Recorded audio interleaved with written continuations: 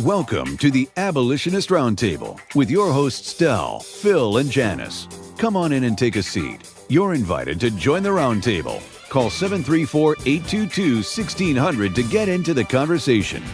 And now, your hosts, Del Marsh, Phil Stargell, and Janice Daniels.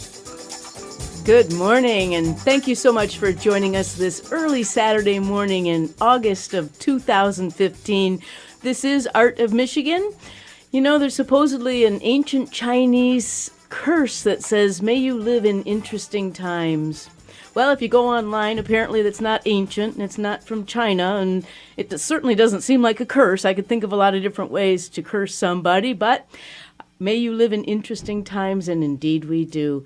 I'm Janice Daniels, and I'm joined here this morning with my great friends, Phil Stargell, Del Marsh. We represent the Abolitionist Roundtable, and we're going to have a great show for you today. So please, if you want to join in the conversation, call us at 734-822-1600.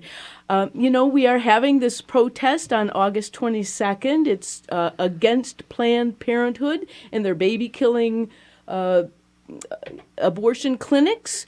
And in the course of working on developing a strategy for this rally, I talked with our good friend, Dr. Monica Miller, and she introduced me to a young man named Bobby Smith. Now, Bobby Smith is 19 years old. Now, what have we all been saying lately? We need the youth to come into the movement. And here's a man who has already dedicated his life to pro-life activities, and I'm so excited to talk to him. Bobby, are you on the line? I am. Good morning. Good morning. Now, I understand you're in a retreat in Kalamazoo. You want to talk a little bit about that? That's called Life-a-Palooza? Yes, absolutely. Thank you again for having me today.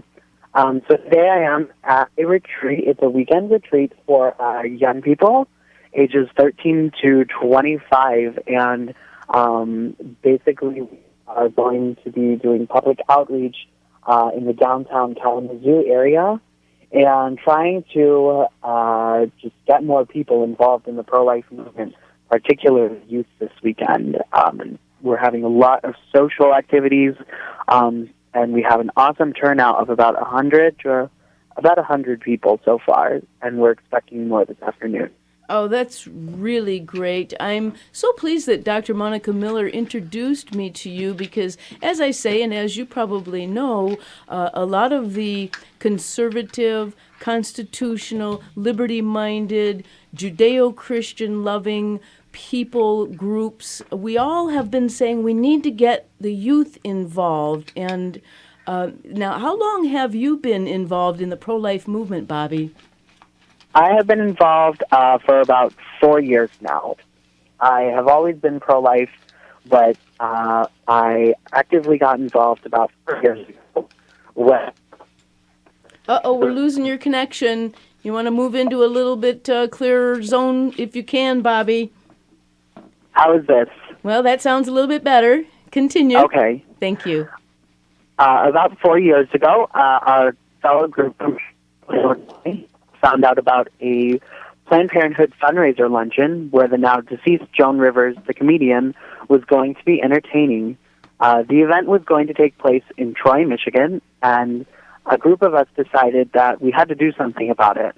We happened to know the leaders from the group in Chicago, as they were from a massive traditional Catholic parish, St. John Cantius, and we decided to recruit people at our own parish, St. Joan Methodius Parish in Sterling Heights, to picket the fundraiser.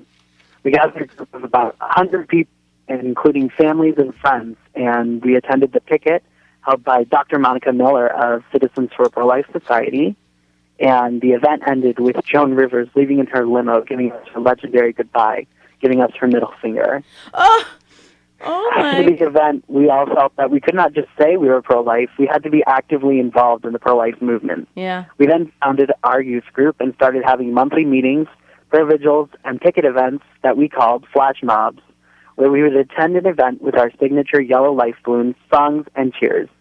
And we have continued to be actively pro-life, and over the years we have hosted fundraisers for pregnancy help centers, homes for homeless expectant mothers, and worked closely to life who focuses on helping mothers with unplanned pregnancies, from providing pregnancy tests all the way through supplying diapers for their babies and so on. That's wonderful, Bobby. I know that you have a Facebook page called Crusaders for Life/Detroit, and it's filled with a lot of great information. And I am really happy to get to know you. I hope to have a good, long working relationship with you, Bobby, and I want to meet a lot of your other youth ministers there, because that's what I call you, youth ministers for pro-life. I think it's a wonderful wonderful action, wonderful group that you've created, and this is exactly what we need to move this issue forward into future generations. I have a couple of gentlemen here, Phil Stargell, Del Marsh. I wonder if they have a question for you. Yeah, basically, as a younger person, much younger than myself, do you get into the background of this pro-choice movement? Are you familiar with the roots of the pro-choice movement? Have we encountered a lot of pro-choice activists? No. Are you familiar with the genesis of the pro-choice movement?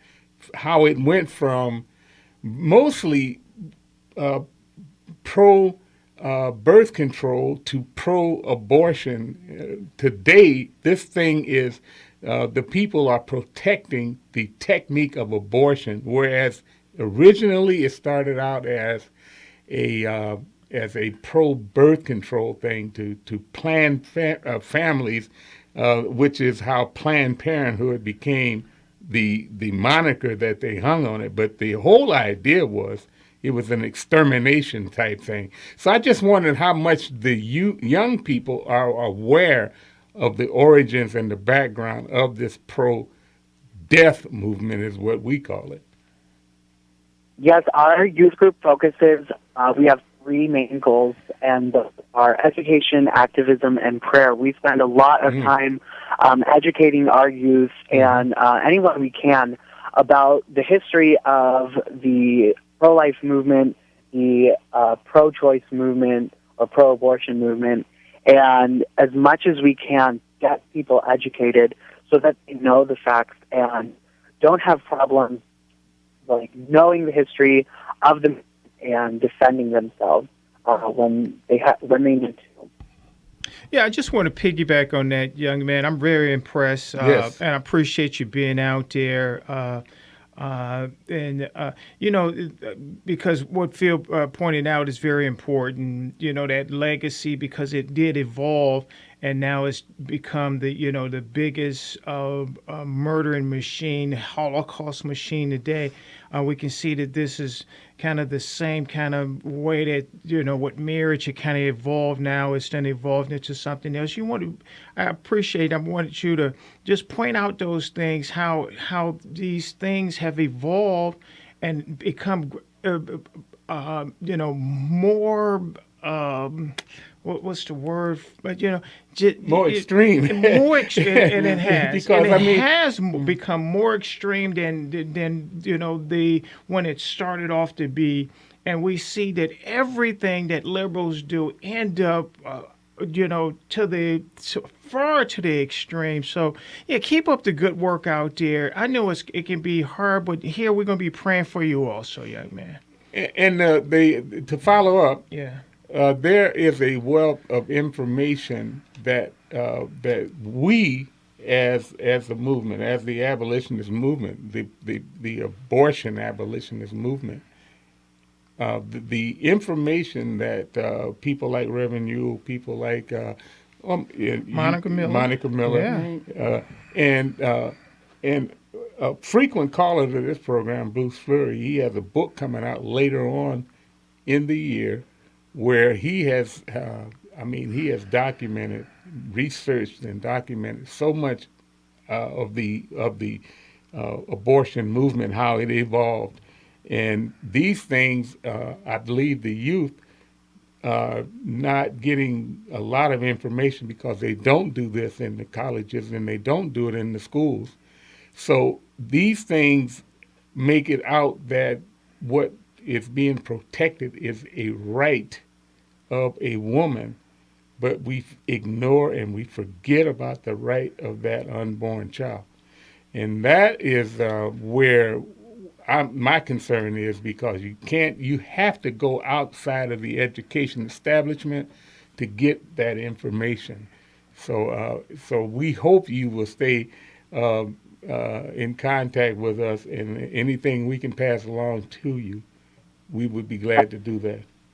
Absolutely. Thank you so much.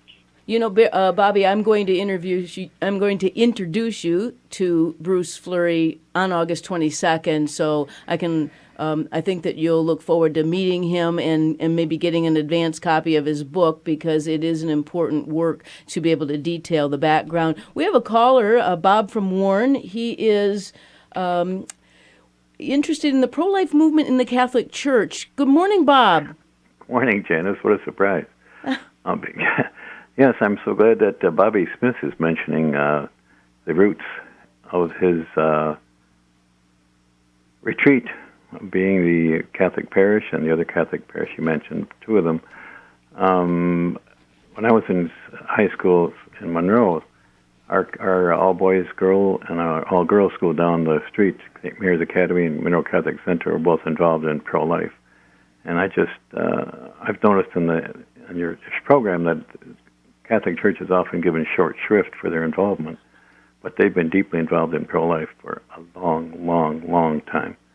And Archbishop Avignon was mentioned last week, so I just wanted to acknowledge the involvement of the Catholic Church as pro-life. All right, that's all, Janice, and you know that. Thank you, Bob. Yes, the Catholic Church has, quite frankly, a long history being involved in the pro-life movement. Bobby, are you on the line still with me? I think I kind of hung up on Bobby. Did I? Derek, let me see if I can get him back. Bobby, are you on the line?